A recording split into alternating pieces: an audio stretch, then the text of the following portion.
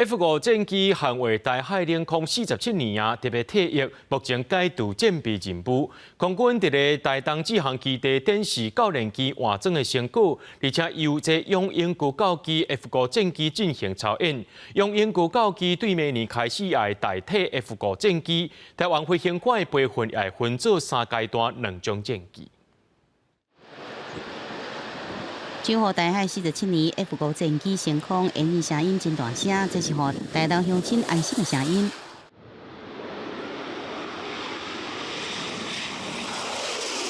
5架 F5战机从中解散，展现团队合作。空军离教伫台东志航基地展现教练机完成成果。F5战机甲永鹰高教机带来编队冲场表演，代表新会商团。 F5战机是台美军事合作的先例。民国63年头一只出厂，总共生产308只。民国60年到80年代，伫台海前线担起捍卫空防的任务。了后退居第2线，转任部分机，是培养优秀飞官的主要战机。准备退役，就已经解除战备任务，伫完成最后一体换训任务就来退役。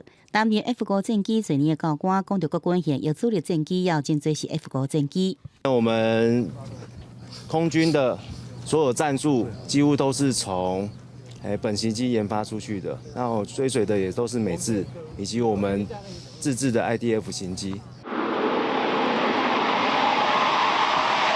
永鹰高教机、陆续教机模拟正式执行 F5战机的完成任务。台湾飞官培训的行动3阶段2个机种，也经由模拟机来提升训练的成效。永鹰模拟机乃使演练起落，也使练习炸射。不过永鹰即阵无武器挂架，对此空军讲，汉上大型已经有改造，让永鹰具备兵舰转换的能力。